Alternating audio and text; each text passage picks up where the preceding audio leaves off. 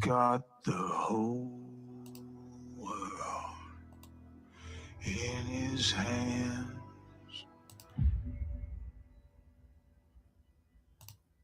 He's got the whole wide world in his hands. He's got the whole world in his hands. He's got the whole world in his hands.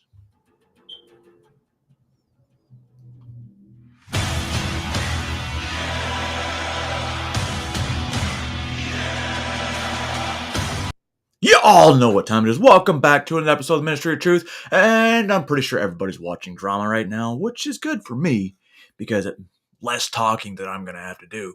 But we got a little bit for you today. I'm not going to get into it just yet. I'm just going to let you know. It's a little bit of a history lesson.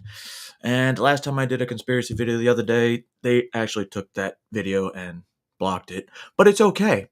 I'll continue to push on. This is also still going to be on Rumble, so fuck you, YouTube. Anyway. Like I said, we're going to listen to music first. And while we're listening to music, I want y'all to sit back, enjoy, get a drink, smoke, whatever you need to do.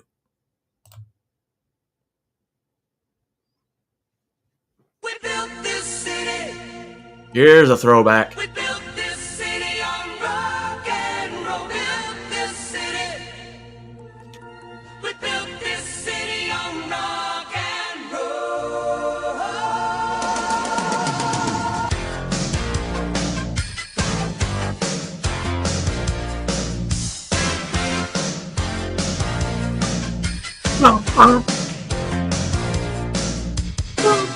Say you don't know me, I recognize my face. Say you don't care who goes to that kind of place. Knee deep in the hoopla, sinking in your fight. Right. Too many runaways. Runaways. Eating up the night. Marconi plays the mama. Listen to the radio. Don't you remember? We built this city. We built this city on rock and roll. We built this city. We built this city on rock and roll. Built this city. We built this city on rock and roll.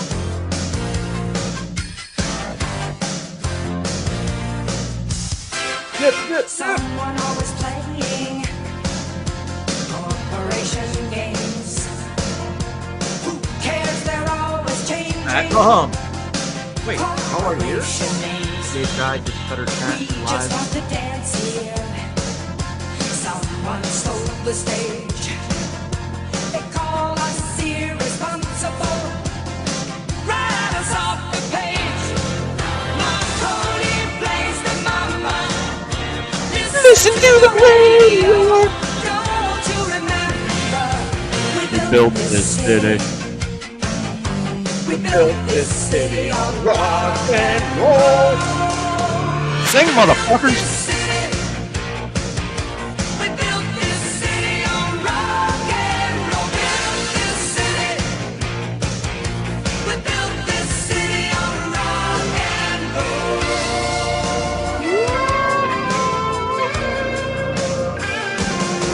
It's just another Sunday in a tired old street. Police have got the chokehold. You, my friend. We just lost the beat. Who counts the money underneath the bar? I mean, Who rides the wrecking ball into one guitar? Don't tell us you need us, but I need you. 'cause we're the simple fools Overall, right? looking for America, Found it. calling through your schools. Looking out over that Golden Gate Saturday and I'm seeing that bumper to bumper traffic. Don't you remember? It's your favorite radio station, your favorite radio city, the city by the bay, the city that rocks, the city that never sleeps. Marconi plays the bamba. Listen to the radio. Don't you remember? We built this city. We built this city on rock and roll. We built this city.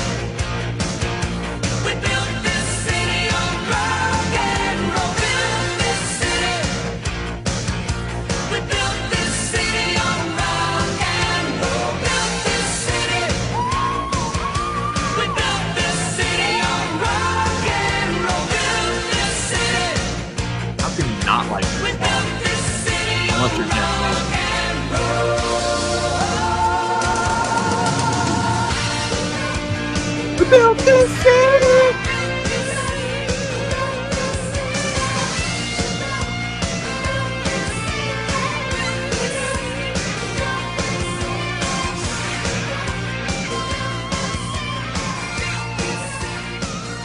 All right, that was fun. I mean, for me, it was. I don't know about you. Some of you guys are complainers. Just kidding. Before we get into the meat and potatoes of what I want to talk about, for you guys that live in California, it really sucks to be you. And we're going to talk about, what was it called? Oh, it's not on there. About a law that would make it illegal for buying children for sex. It would make it illegal for buying children for sex. However, let's get into this. Let's hear about Gavin Newsom.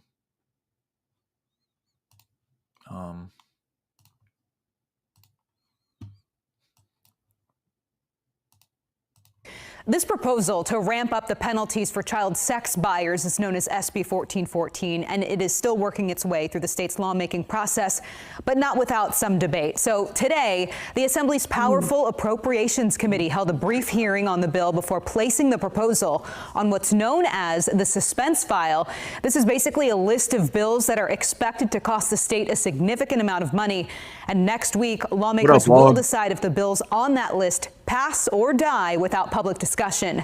But in today's discussion, Governor Newsom's Department of Finance said right off the bat the intentions of this bill are good, but strictly for money reasons, it's against SB 1414 because it will cost the state a lot and increase California's prison population.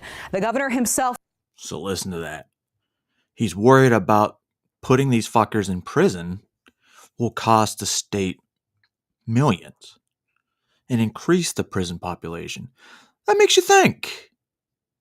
That must be a really big fucking problem in California if they have to propose bills like this and they're worried about money and prison space. Make that fucking make sense. Though, has said he supports this bill. The author of the proposal, State Senator Shannon Grove, said people who buy children for sex need to be behind bars. That was an absurd argument. To say that it's going to cost tens of thousands of dollars to lock these individuals up that buy children for sex, and it would roll back their prison exodus that they've been letting people out of prison is ridiculous. If you look at traumatized youth that have been bought and sold for sex, it costs the state upwards of $300,000 just for basic services. If you take a 13-year-old that you'd have to take care of till they're 18. And then not even that, but the trauma that that person as an adult would experience all their life. Lower income jobs, those kinds of things that traumatically affect these kids. It's ridiculous. Now, another issue that has divided lawmakers over this bill, how it affects 16 and 17-year-olds. For now, the bill as written gives district attorneys the ability to charge someone who buys these older teens for sex as either a misdemeanor or a felony. Grove is fighting to get this changed to have it be a felony no matter what across the board. She's asking the Appropriations Committee to make that change. We'll see how that shakes out when the committee makes its final decision on the bill next week. How about that? California's governor is so worried about offending people and wasting state funds that they don't want to charge criminals. Seems like a solid plan, Callie. Solid. Super solid. Now, let's do a history lesson, ladies and gentlemen. We all know that I don't like this country after 1850, or this world, for that matter. But I do love this country because, well, 1984, it became in full effect. And everything we know, or that I know, has been erased and covered up. Like, what do you do with 10 to 30,000 orphans in New York? Should we send them to, I don't know, asylums? Or should we uproot them, tell them to forget who they are or where they're from, and have them start a new country?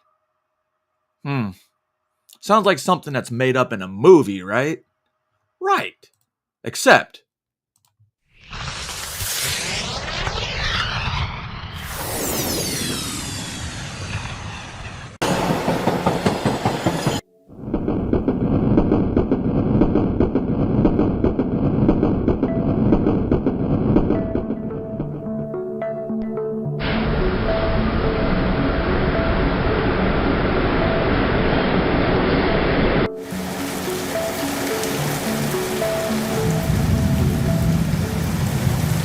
Welcome. We return to the consideration of the orphan trains, an exploration that we undertook in this channel a few months ago. see this yellow flag We have right here? more details This right here? That's a Tartarian flag. You know, the place that's not supposed to exist anymore. that need to be shared concerning evidence of the orphan trains. More importantly, how they were conducted and what they ultimately led to. In our 5 eras theory, we're considering the contemporary age, our current age of iron, plastic, and disposability. We're focused specifically on the reset plan. The reset that we believe occurred around 1850. Although we know that the date can be up for debate and discussion, we believe that is when the last reset occurred, when we transitioned from the civilization before ours to our current civilization. On this channel, we considered an exploration in the Reset War of 1847, a world conflict designed to destroy the remnants of the previous civilization Sound familiar? that were not destroyed by the forces of the Reset. The intention behind the Reset War was to ensure that any enclaves of populations across the known lands were completely destroyed. These conflicts were named and given a different background in our given historical account. Civil War. In North America, That we're might have been familiar an with the actual United States Civil revolution War, the for this country. Or, fuck, just for Tartaria and the new and old world. And obviously, Tartarians lost. Native American Wars and the Mexican War, but not as many are familiar with the so-called Irish Raids, which allegedly occurred when Irish veterans of the U.S. Civil War raided Canada in an attempt to free Ireland from the rule of the United Kingdom. There was also the Walker War, where an American mercenary attempted to conquer nations in Central America, supposedly as part of a plan to bring additional nations under the guise of slavery. In South America at the same time, there were numerous conflicts, and you'll see that the years behind these conflicts overlap in many cases, All right, Walt. from 1849 to 1870. It is strange that every aspect of these conflicts encompassed the lands. Some were supposedly external, many were internal. Revolutions, civil wars. Yet when we look at Europe, we also see there was something called the Revolutions of 1848, supposedly a social uprising that challenged the existing order of the monarchs. These revolutions were put down, and yet we're also told that the monarchs ended up implementing many of the social freedoms that were demanded in these revolutions. A strange contradiction. But what we suspect was really occurring is that these conflicts that were given in the historical account were merely a cover for the global conflict, or the conflict across the lands, to destroy and eradicate what remained of the enclaves, of those that refused to go along with the last reset, from the 4th era to the 5th era. We have many different names for these conflicts, and this was where we started to develop our identity for how we exist in this current era. And if you really think about it, it makes perfect sense that all these conflicts occurring at this exact same time, with many of the pictures that we have showing similarly uniformed forces, conducting various expeditionary operations across the lands. It gives the impression that it really is a unified force that is attempting For those to... that don't know about Tartaria, hold on, let me pull up a Tartarian map. Probably should explain that first, because some of you haven't heard about that before.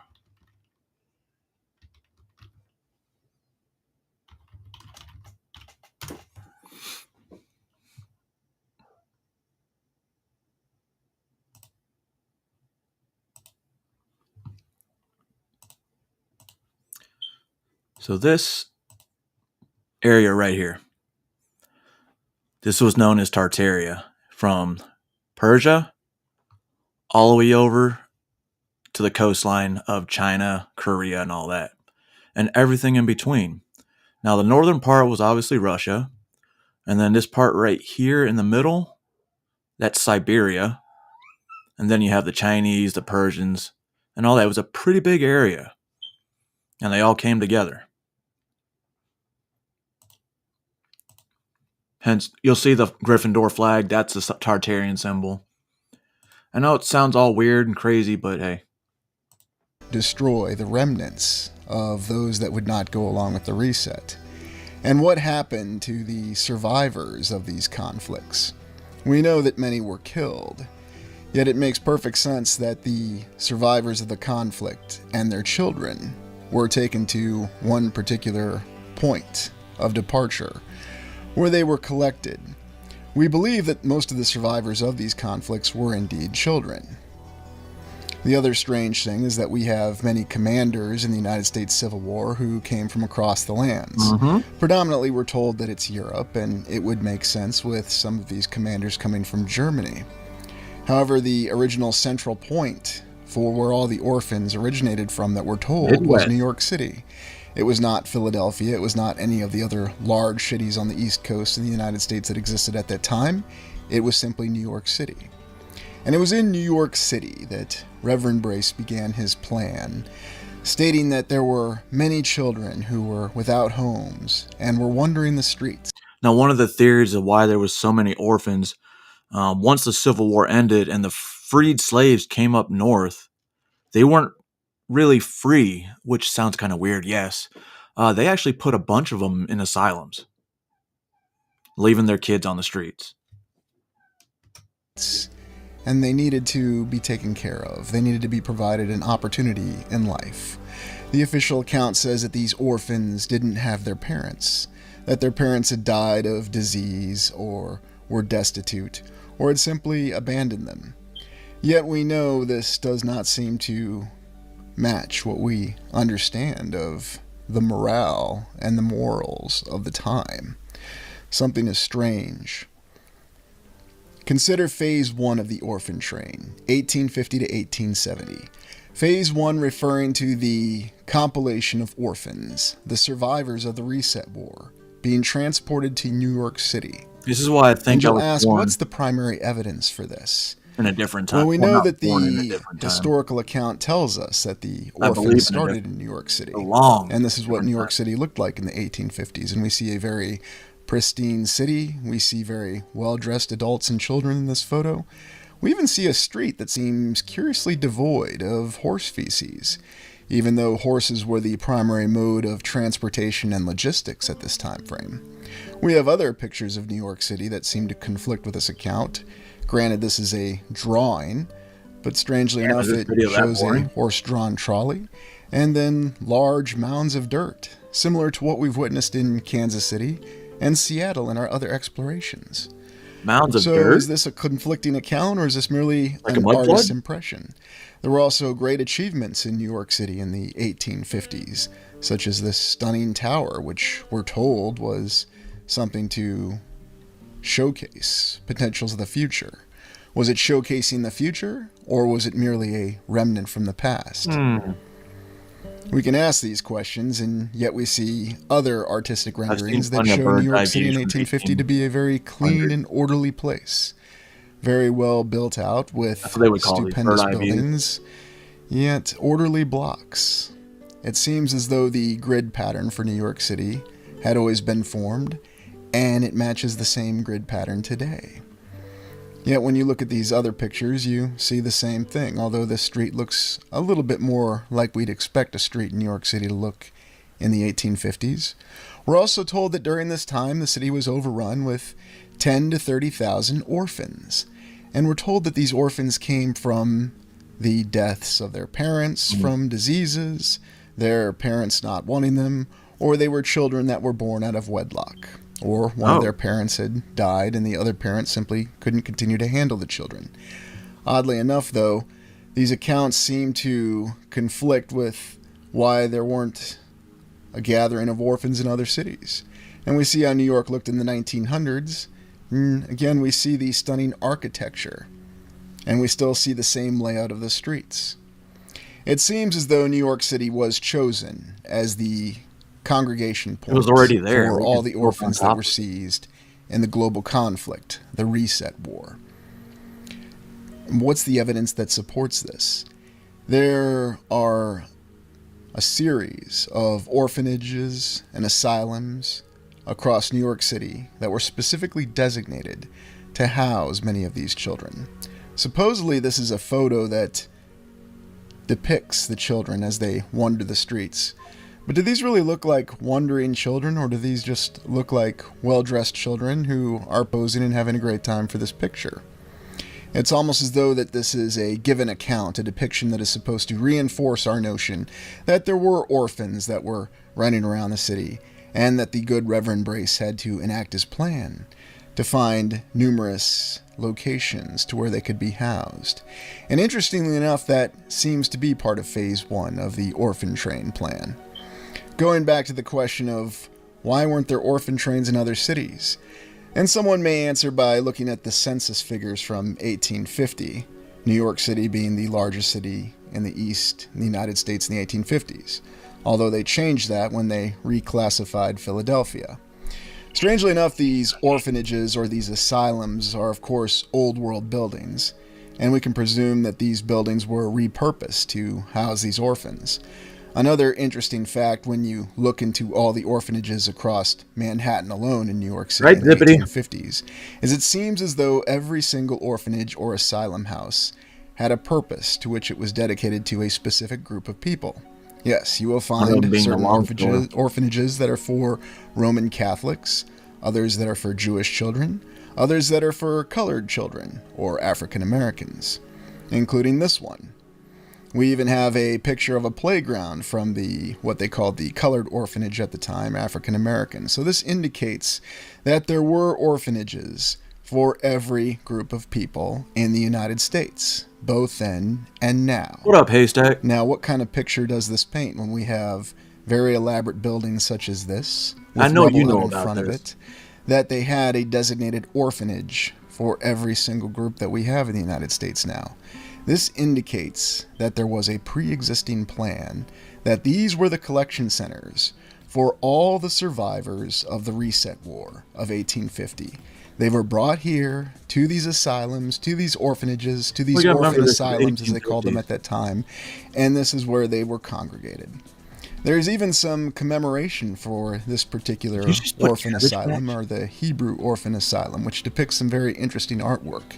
Dude, Here we see some brutalist architecture, like the origin, and a very strange image. And yet we wonder if there is truth depicted in this image, because when we look over here, we see some old world buildings, and a very strange structure over to the left there, almost a large obelisk or pyramid.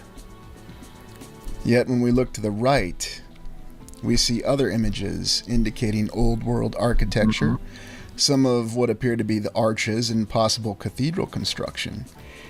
In the distance, we see pyramids. Now, we could relate the fact to pyramids in the origin of the Hebrew stories and from the Bible and so forth.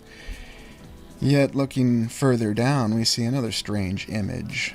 Uh-oh. What look to be almost futuristic figures building some sort of tunnel? Nothing about this artwork really makes a lot of sense. Tunnels. Almost like people don't know, under a bunch of these bigger cities, there are hundreds of tunnels. And these tunnels go from building to building to building, and they run underground from old world buildings because we don't get rid of them. We build on top of them, same as they did in Italy. Yet it's supposed to be telling the story of the struggle of those that endured in these orphanages and these asylums. You can look for yourself and you'll find no shortage of images all across Manhattan and New York City of these old world buildings that were repurposed as asylums. And as we found in other explorations on the channel, these buildings are always self-contained units, having the capability to provide love food, the old world water, style, and especially other cares for those that are housed in them. Such elaborate and beautiful buildings for smuggling simple- tunnels, but there was another theory that the children and everything would stay under the tunnels during the day, and then at night they would do all their work, so nobody would see it. orphan asylums. And that's what they called them, and they were Larp. all over New York City from 1850 onward.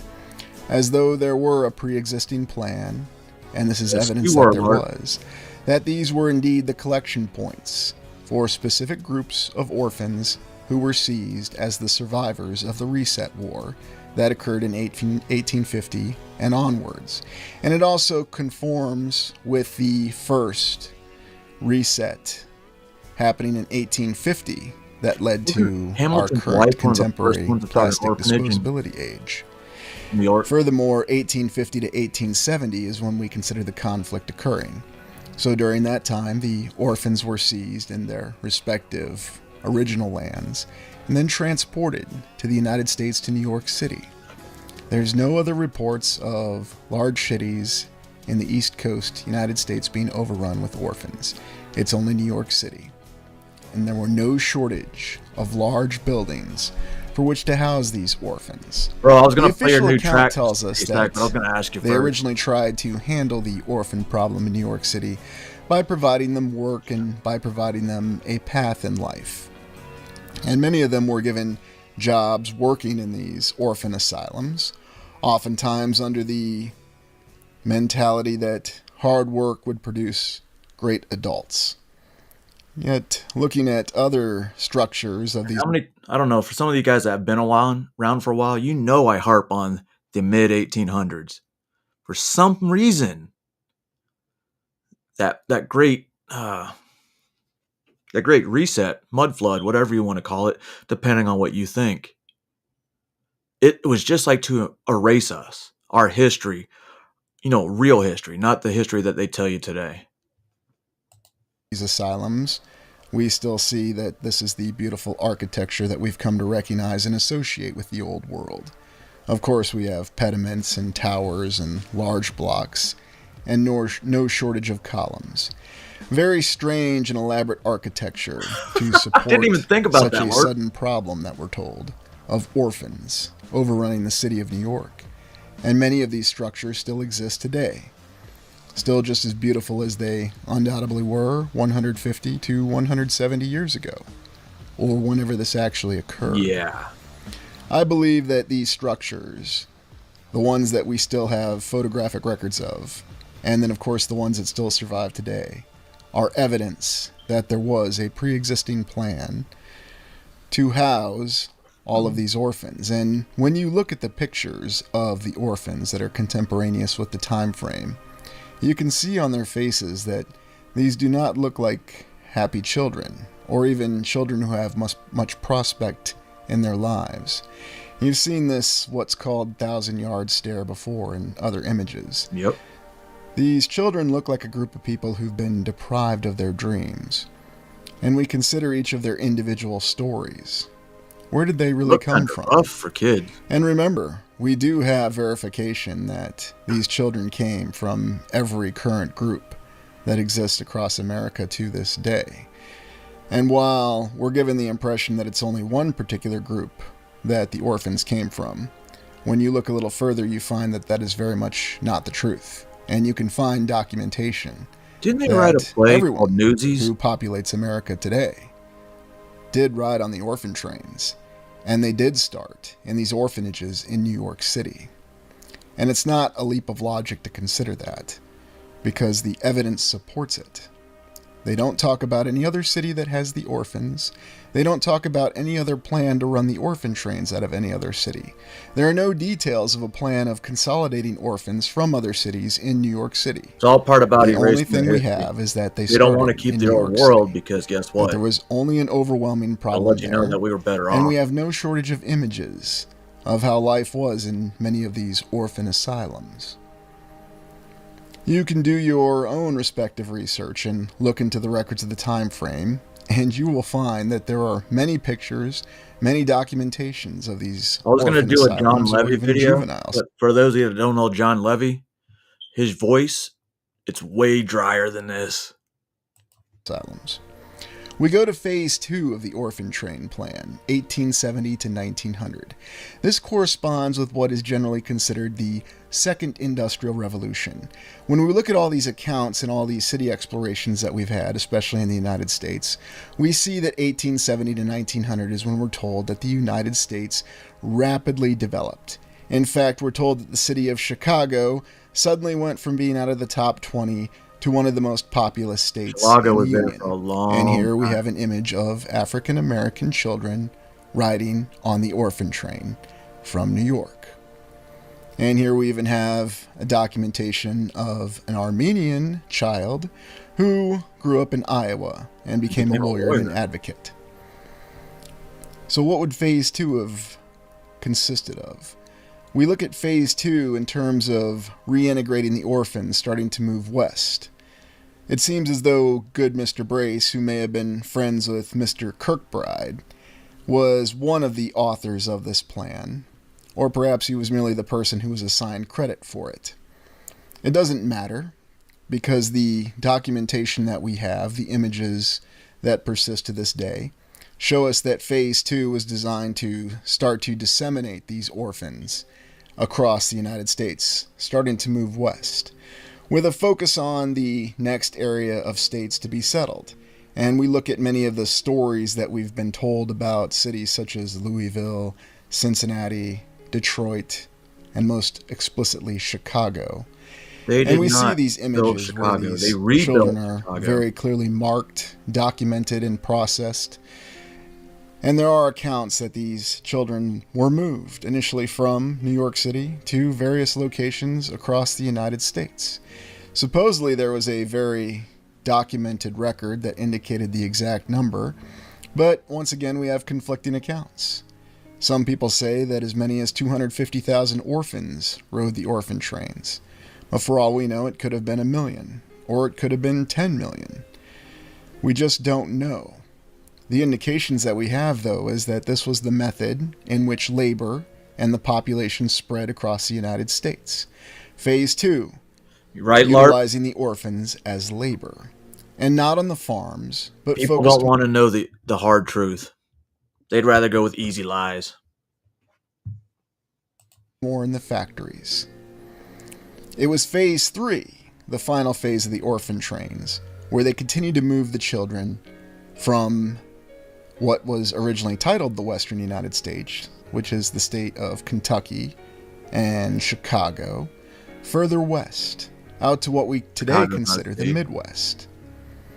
And this is where these children were further moved on the orphan trains, and we have accounts of many children simply being seized from their home when one parent was incapacitated for whatever reason, and they were moved further west, focused more on the farms, to provide the You still farm have labor it? that was Well, required. it's probably a replica. And at the not a same replica, time, but, there are accounts of many like a historical ride.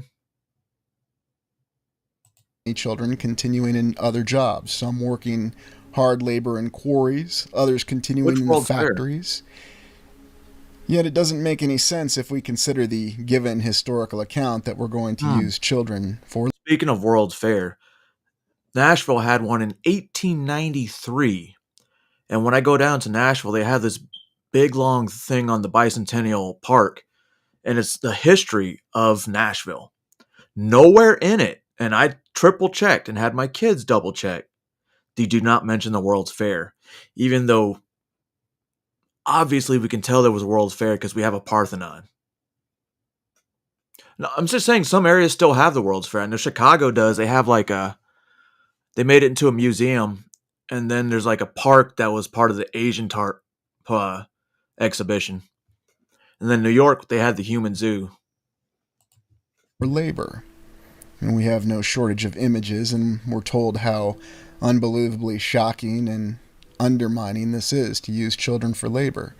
Yet this seemed to be perfectly acceptable for decades in a nation that had supposedly turned its back on slavery, had supposedly fought a civil war, and yet they had no issue with child labor. There's also something else to consider. The subsequent orphan trains in Phase 3 seem to be more about disseminating the population groups into what we now recognize as the dispersion of demographics into the modern United States. And if you look at why a phased plan would make a lot of sense, it continues to encourage friction between these groups. Because if you settled them all at once, all at the same time, you might encourage cooperation and understanding. And we see a lot of evidence that indicates that that's the last purpose anyone would want to achieve when it comes to settling a nation. Don't forget when Tesla lit up an entire building without electricity. It was one of the brightest buildings at that time. And I believe all the lights were made of quartz, if I remember reading right. But Tesla knew. Just like I think all these flagpoles, all these tall steeples, they create electricity. That's what they were there for intentionally. Not intentionally, initially. But they erased that part. Again, in the images, we see many children working in many different types of work. Whether it's in a factory, whether it's making shoes. It seemed as though they just simply didn't have enough labor. And this is the account that we're given, and this was the intention behind the orphan trains. These children lost their original identity, and they continued to be mixed, sent to new lands, and kept in a state of confusion. A state of confusion that does not allow us to ask questions as to why we have a statue of Alexander in the capital of Scotland, or why we have what appears to be a statue of Julius Caesar in what's supposed to be a memorial building for World War I veterans of the United States from the state of Tennessee. Finally, you ask how this could happen. Is that the vice president? And there's a great example in the film Taps. The film Taps is a 1981 military academy drama film, which concerns this character, played by George C. Scott, 10 years after he portrayed General Patton in the famous film Patton, as the commandant of a military academy, Bunker Hill Military Academy. He finds out as the commandant that the academy is to be closed, sold by its valued board of trustees to real estate developers. He promotes a new cadet to cadet major, the ranking cadet in the Corps of Cadets, and vows that he will resist this takeover. However, events occur where General Bosch is incapacitated, has a heart attack, and the cadets find out that their school is to be sold immediately. The ranking cadet, Cadet Moreland, leads a revolution of his fellow cadets, seizing the armory on the school and taking control, asking to speak to the Board of Trustees and General Bosch and preclude the military academy from being sold. There's a lot of various ideals that are depicted in this film. The ideals of honor, of loyalty. Cadet Moreland wants to save what he sees as a home for these children. And these are children, make no mistake about it, ages 12 to 18. For children who don't have another home, they value this military academy. Even though the stated purpose of this military academy is to produce military officers for service in the United States, to serve the very people and the very purpose that want to sell the academy for real estate development. It's an interesting juxtaposition of values, and the film does not everyone gets shot in the end. Hesitate to question these values openly. Now, how does this relate to the orphan trains? If you think about how something like the orphan trains and the conduct and execution of a plan for decades could have happened, look no further than the honor and the values that are instilled within the cadets in the film Taps. They go to the extreme that they are willing to fight and die for the military academy even though its sole purpose is to produce cadets, officers to serve in the United States military in its conflicts. It's quite an interesting contradiction. And we look no further than what happened with the orphan trains, and we think of all the officials, all the military officers, all the law enforcement, all the judges, all the politicians along that way. And no doubt many of them thought that they were simply doing the right thing. That's funny you say that, because I was originally going to do where's it at? I was originally going to do this video, which, as you can see, Mind Unveiled. And, you see that? Notifications.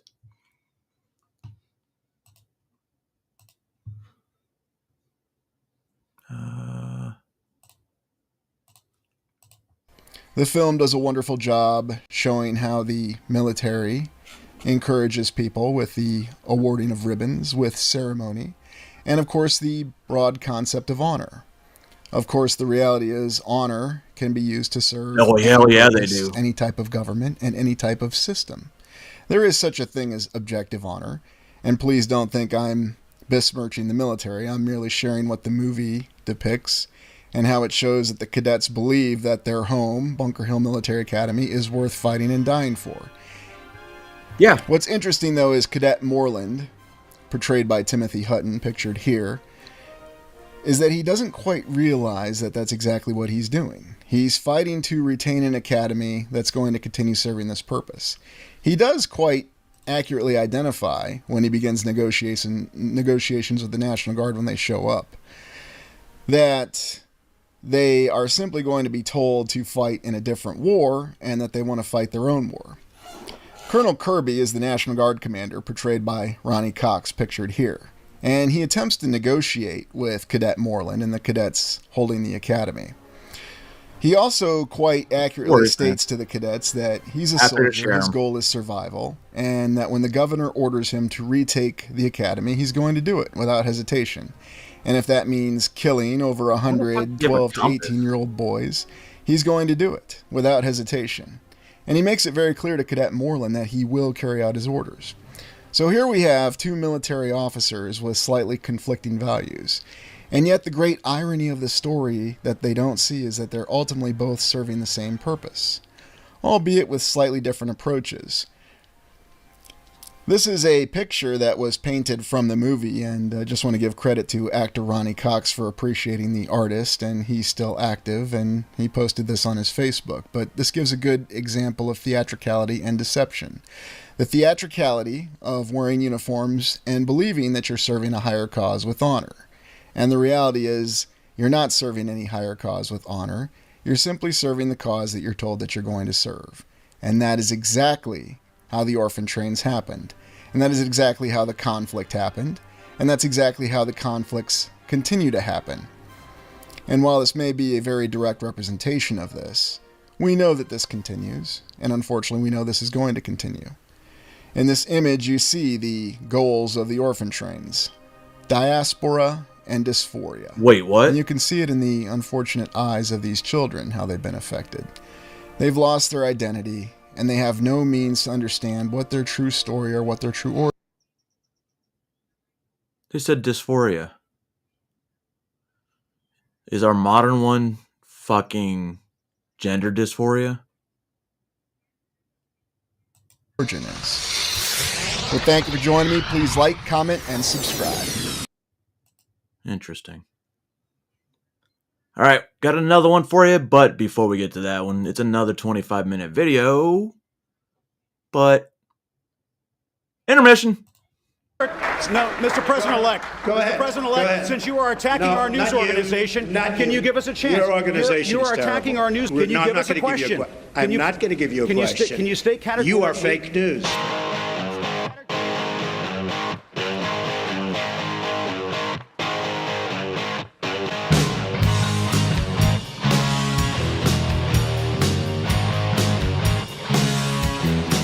I used to struggle for a story and I never found the glory that was destined for me.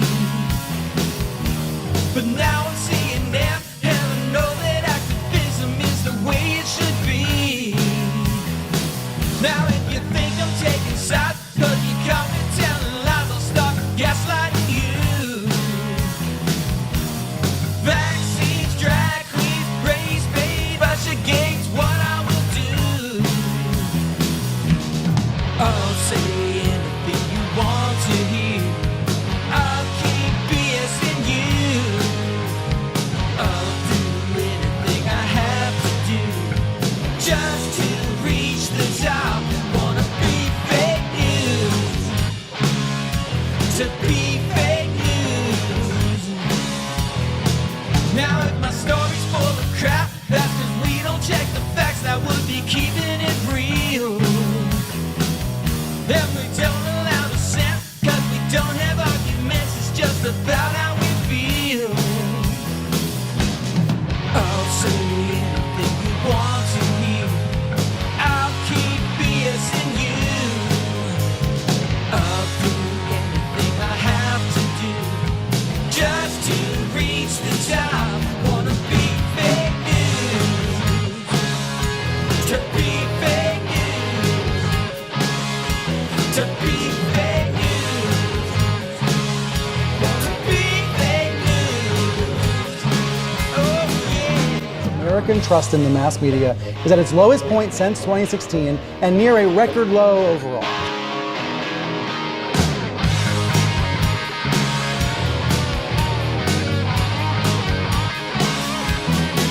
Now if I seem a bit extreme, let me tell you what I mean. It's propaganda I sell. I take my orders from above. It's conformity I love. I know I'm going to hell. LMS, NBC, New York Times, the Post, it doesn't matter to me. One side, nationwide, got no pride. Progress is a philosophy. I'll say anything you want to hear. I'll keep hiding the truth. I'll do anything I have to do just to reach the top. Wanna be fake news, to be fake news, to be fake news, to be fake news, to be fake news, to be fake news. Oh yeah, I'll say anything, I'll say anything, I'll do anything. He's going. All right, ladies and gentlemen. Ooh, whoa. They must have thought I was done. Gonna continue on with another episode of the Orphan Trains by the same Lucius. So, to get into the second part, I hope we all enjoy, and we'll see you at the end.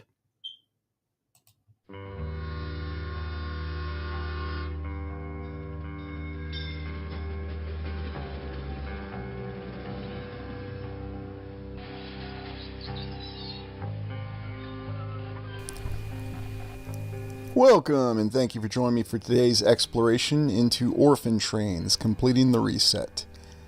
The objective of today's exploration is to consider the role the Orphan Trains played in the last reset.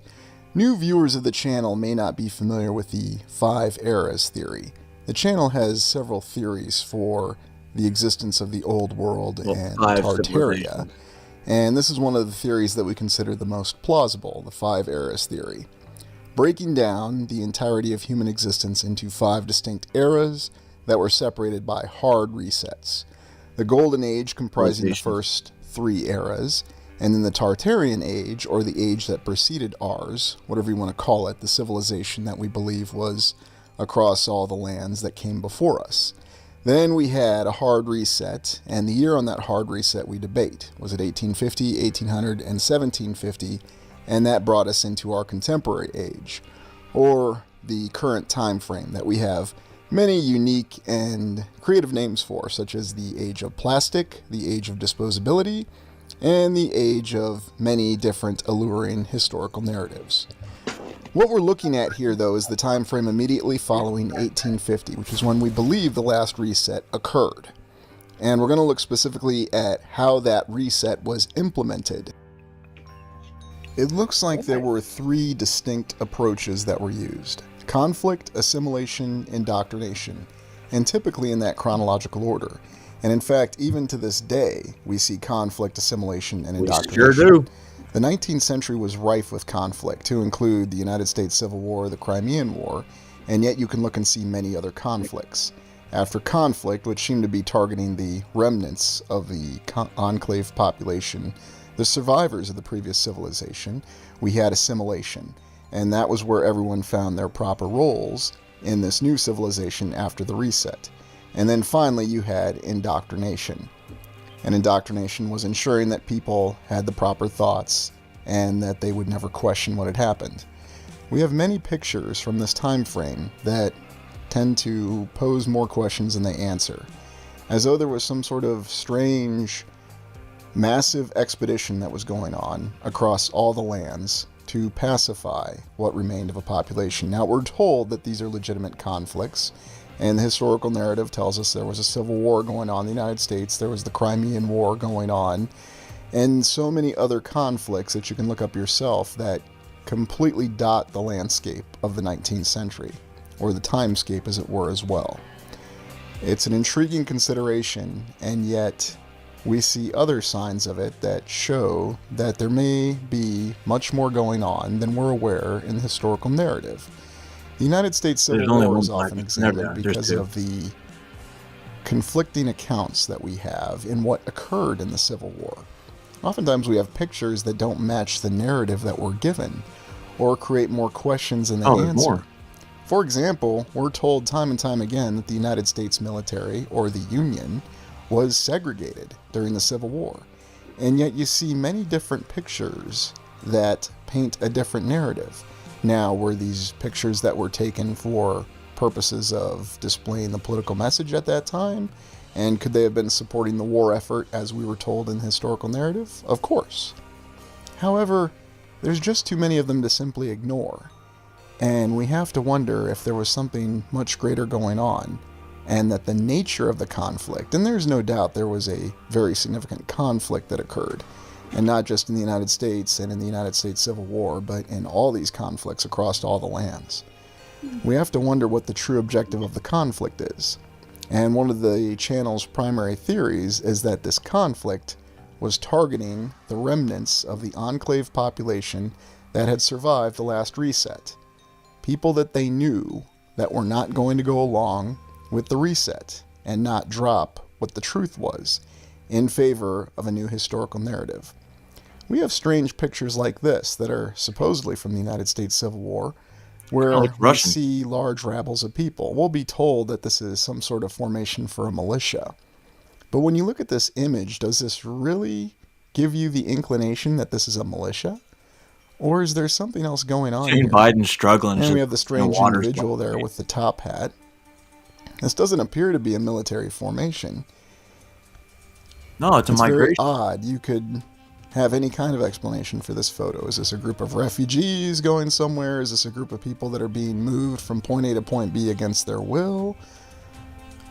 None of the faces look particularly happy. This doesn't look like a group of people that are a militia, or they're going off to defend their homeland against some existential threat.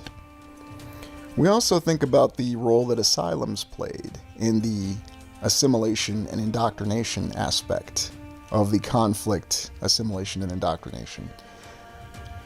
Earlier, the channel theorized the goals of the Kirkbride Plan, which was the plan behind asylums in the United States, but there were asylums across all the lands to ensure the population adhered to them. We had asylums to put black people in so we could steal their kids, but we can't fucking have asylums now for people that should literally belong in them. You know, people that are detriment to society and that really aren't violent but are mentally disabled. Well, not disabled, that sounded bad. Unstable. Reset. This was their way to ensure that people properly assimilated and they were indoctrinated. And if they were not, they were sent to the asylum, where they would live out their lives. It also supported the dual purpose of being able to explain the presence of isolated large facilities that didn't make sense. We even had special soldier asylums for soldiers who may have served in this conflict of suppressing the enclaves that remained from the previous civilization, and they were unwilling to accept the narrative that they were given after the conflicts were completed. So they had special asylums to send them off as well, too. No, I'd be Now, part again, of this one is for a sure theory. right now. This could well be that it's just the historical narrative as we're told. But there's far too much evidence and far too many conflicts in the story to simply ignore it. And now we have to look at how the orphan trains played a role in this. We're given many accounts that there were just simply roving bands of children, especially in New York City. And we're told that this was because there were many children born out of wedlock. This is an interesting account because at the same time we're also told that culture in the United States was very different. That religion played a large role and morality played a role within the family. We have to wonder when we see these kind of images, did these children really come from out of wedlock? Or were they the survivors, the remaining children of the families whose parents were killed in the conflict? Those families that were the final survivors of the previous civilization who refused to recognize the authority of the new civilization. And they're young enough to where they can retrain them. It's a very intriguing premise. Groom them. And we have to wonder, was that their story? We consider the concepts of diaspora and dysphoria. Diaspora being the concept of spreading a people from their homeland and removing their identity. And dysphoria, taking away their sense of adventure in life. Children without homes. It's a very noble aspiration. It's very altruistic. We're told that these children were simply... and all that stuff right now. Social media is causing that. All it did was make it easier. Because now you got the youth that doesn't know who they are or what they are. They're only going by what society tells them they are and whatever gives them the most clout. Compiled in New York City, and that there were so many of them in roving bands that they didn't have their parents and they were simply orphans. And they needed to be cared for. They needed to have families. So you can look up the grand plan that we had in our official historical narrative that there was simply a religious figure, a young minister named Charles Loring Brace, who became concerned with the plight of these street children and enacted a plan to where they were going to be transferred to states and families where they could be given wondrous families. Interestingly enough, the numbers that we have for how many were victims of this plan, or perhaps we should say those who benefited from the plan, because that's what we'll be told by the historical narrative, we have to wonder, what was the true number? We're told it was 250,000, but how many was it really? Numbers are always something that seems to be up for debate. And remember, even they our can casual lie figures because from the there's United no States proof of Civil how War many seems kids to were be a actually very spent. fluid number. That varies depending on what we discuss the altruistic nature of this endeavor, and it seems like it's something benevolent and would serve a good purpose. Although it should be noted that the transportation of children away from their parents is something that's occurred time and time again. For example, in World War II during the Blitz of London, where we have children that were taken away from their parents and sent away, ostensibly for their safety. In fact, the film Chronicles of Narnia, The Lion, the Witch, the Wardrobe begins in this manner, where the children are taken away to escape the bombing. It's a very mainstream image that reminds us of what happened in the past. It also reminds us that this approach continues, this approach of seeming to want to separate families. Is it something that merely occurs because of events beyond our control? Or is it something much more insidious? Part of a planned, controlled narrative in which we attempt to attack every aspect of an individual's identity. And we start with the most basic, with the family. We look at the images and the concept of the orphan train going back to the United States, and we're told that its success depended on the altruistic nature, the generosity of the farmers, and the mercantilists that these children were being taken to. It's an interesting prospect in the fact that these children were supposedly part of roving bands in New York City, or that they were simply overwhelming the system there, and they needed to be moved to a place to where they could be used. The other aspect, we're told, is that there were vast labor shortages across the Midwest and in other states. And we see these images which show this being a very successful program and everyone benefited from it. The families or the businesses looking to put children to work, and the children were given a place to live, potentially a family, and 3 square meals a day and a roof over their head. But was it really that benevolent? Was that really the intention behind it? We see these images and we remember how images can tell a different narrative than what the story that we're given is. We have to wonder, is there something much more insidious behind all this? The question I have is, if there was such a labor shortage across these states, and we'll take a look at a map here in a moment, then why did they need children to fill these labor shortages? Even if your only goal was simply to provide labor and provide efficient labor, it would certainly make more sense to have adults. And I'm told by numerous viewers that there were many people who simply had to work or they would die. And that's why there were so many laborers to do construction jobs. Well, what about imagine agriculture? today's society. Isn't Kids it also would be important to fucked provide food to feed they people? don't want to work. They seem to overlook that little fact that they claim there were labor Let me- shortages let in me the Midwest. Yeah, I'm 42, 43, and soon. I feel like I definitely don't want to work anymore for the rest of my life. And some people may not agree with that. I'm okay with that. But the way I see it, my mental health and my body is destroyed by the time I was 37 years old. But I could still run circles around a lot of people not twice my age, half my age. But it's okay. Not saying anything. Maybe I was supposed to be a Tartarian. Labor shortages that can only be filled by children. I got you, Haystack. Interestingly enough, and not just in the farm fields, but in the mills and the plants and whatever baseline manufacturing that we had at that time. A lot of these images are considered shocking today. Of course, there's also the more benign aspect of growing up on a farm and you're part of a family and you work on a farm. Is it really terrifying labor, or are you just doing your chores and you're learning responsibility? It's true. However, you look at this from a grander perspective and you realize this goes beyond the simple concepts of child labor. You see that what's really happening is these children did have families. And we also find instances where there were multiple phases of the orphan trains.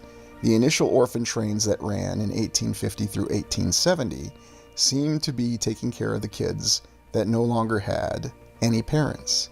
And after that, we saw repeat occurrences of the orphan trains, where there are many accounts that one of the parents were still alive. Whether it was the mother or the father, it doesn't matter. And the account we're given is that the mother or father, for some reason, was incapacitated, and therefore the children had to be taken and sent to another family. And if you think about this, and if you think about why this effort would continue, this is where the true insidious nature of the orphan trains is revealed. This is how we destroy a people from establishing an identity and their own individuality. Erase it. And you'll find plenty of accounts, especially on public broadcasting service or public television, where they talk about how benign and altruistic the orphan trains were and how effective they were. They even have people that they interview who were actual members of the orphan trains, or those who rode the orphan trains, as they euphemistically say, and that they ended up with a good family, that they felt that they benefited from the situation. Even more interesting is that most of the people they interview claim that one of their birth parents were still alive, and yet for various reasons they had to leave. They were alcoholic, or they were suffering from some sort of depression, or there was some other reason. A lot of times, though, when you try to look up the accounts, there was no reason given for why the children were taken from their parents. And remember, this was in the later decades, 1850 to 1870. It seems pretty clear there were a lot of children who simply didn't have parents. But then after that, they seem to repeat the concept of the orphan train as a means of taking children from their parents. It's a theme that appears and reappears in our historical narrative, and it's a disturbing theme because it does contribute to the concepts of diaspora and dysphoria It prevents people from forming the ability to establish their own identity. And it makes them even more reliant on indoctrination. That actually makes sense. And if you think about this, you see how effective this is as a tool of indoctrination. Because until these children were given families, they were also kept together.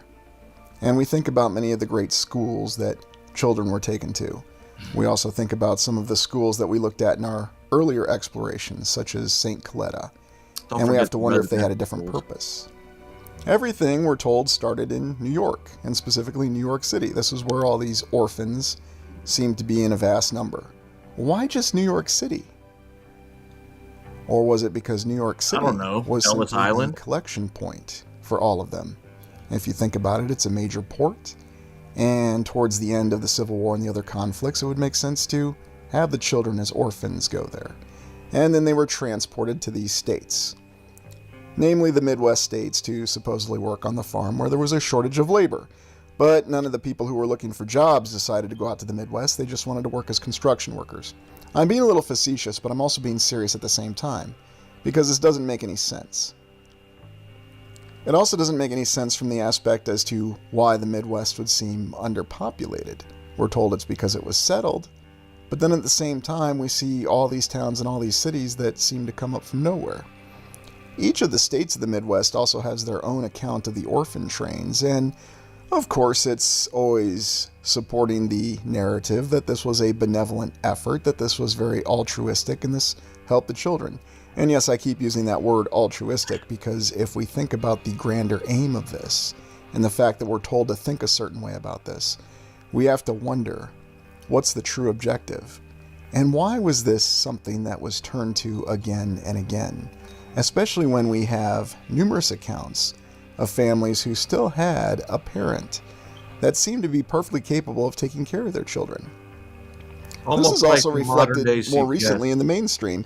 There was a movie from 1979 called The Orphan Train, which you can still watch That's one gilf right there. today. Featured Glenn Close. Crush on her And it was since- also featured on the very popular 1990s TV show, I'm not knocking it, Dr. Quinn, Medicine Woman, a show that was carried entirely by the charisma of Jane Seymour. Nailed it. And the episode, in fact, was called The Orphan Train, where a group of orphans showed up in Colorado. No, not one of the states, but everything seemed to happen in Colorado if you ever saw that show. And Dr. Quinn decides to team up with the local reverend, and they're going to raise the children, and there goes the plot. Of course, it's resolved within 60 minutes, like many other TV shows.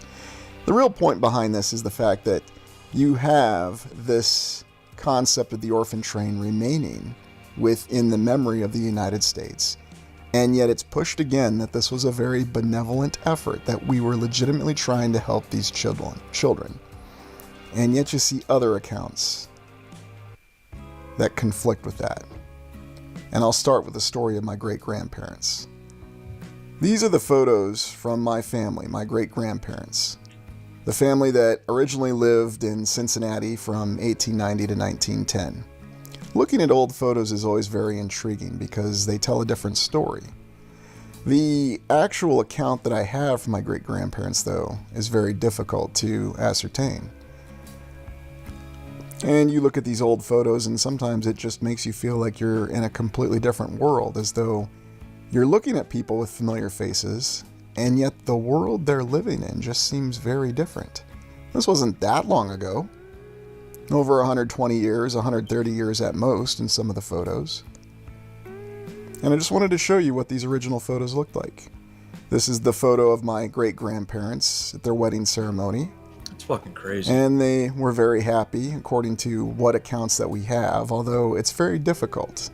And I'll explain why in a moment, why when it's they talk difficult about to ascertain what truth indoctrination, this seems to be like a common haircut for the boys and men. really happened. There was only a few surviving family members that actually made it to the generation, or 2 generations before mine, my grandparents. And there was quite a tragedy that occurred.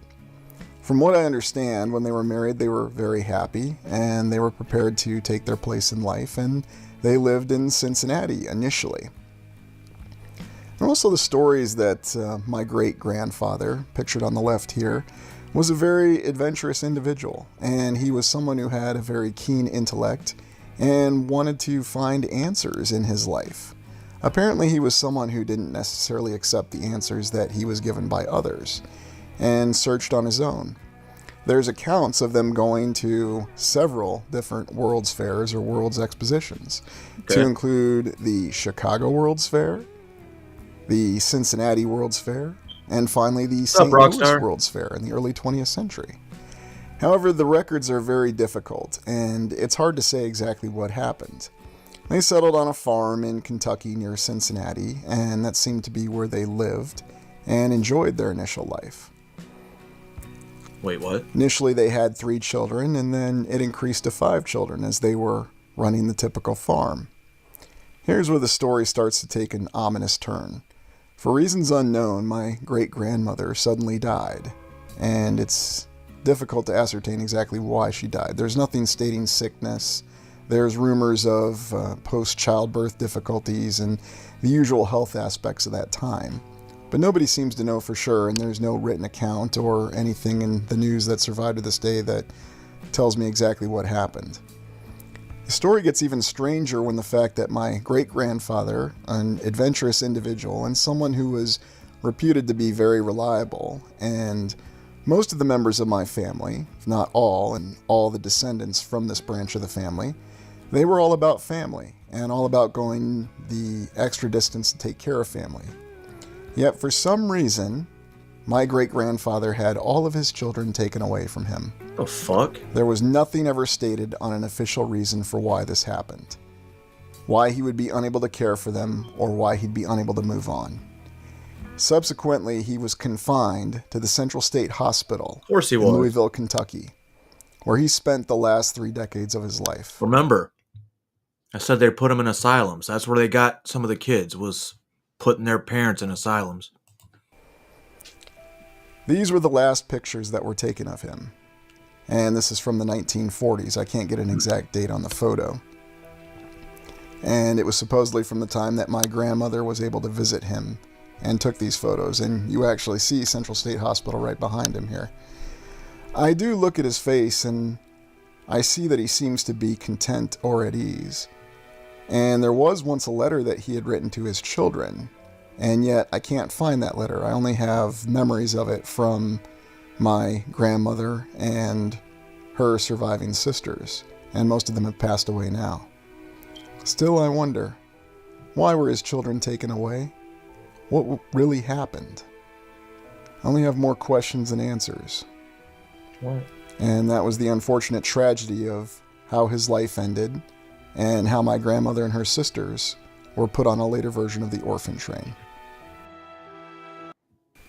The other thing that I found going through the photos was this strange postcard of the concourse at the Union Terminal in Cincinnati. You might recall it's the building we looked at in the exploration of Cincinnati that clearly inspired the Justice League building from the old Super Friends in the 1970s. Curious that this would be found in the effects that remained from my great-grandfather. This structure was not completed until the 1930s, and he was detained, and I'm going to use that word, in Central State Hospital in Louisville long before that. Oh. So why was there a postcard like this within his effects? It may not mean anything, but I have to wonder, is there some sort of clue about this? There's nothing that remains of his writings or his journals or even the letter that he wrote to his children after he was sent to Central State Hospital. So all I have to go on are clues, and I'm going to continue these explorations to try to find my own answers, because I feel there are many questions. We're also going to be looking more at the orphan trains, specific examples, and what effects they may have had from 1850 to 1870, and then their continuation in the 20th century. There's much more to explore with this, and yet it's clear we can see that this approach It's a huge rabbit is hole. still used even to this day, with conflict, assimilation, and indoctrination.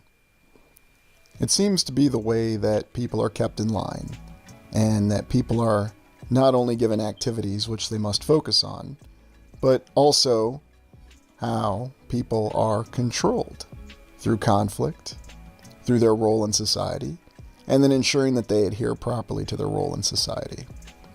These are aspects we're going to continue to explore as we go forward. Well, as always, ask questions, explore yourself. I don't think I'm the way I am because I've been part of that brainwash, part of that conflict, and I always had a set schedule, and now I'm able to think the way I fucking want to think with no repercussions. Huh. Because I learned a lot about Tartare before Old World America, which Old World America was completely different makeup than what it is today, to include Florida and Moors and the Native Americans. It's weird. But anyway, ladies and gentlemen, boys and girls, I hope y'all learned something interesting today. And from what I was told from a certain history buff who did a lot of research on this, I'm not far off from my knowledge. A lot of the stuff I know, I observed, I read, I watched, and it's crazy. Because now I feel like I could be on Jeopardy sometimes, but I'm not smart enough for Jeopardy. But thank y'all for joining me. I hope y'all enjoy the rest of your day. And I feel like I want to do another one of these. I don't know if it's going to be today. But anyway, y'all have a good day. I'm not telling you how to think, obviously, because that's just stupid. I'm just telling you to think. And you'll learn some new shit. It's great. No drama.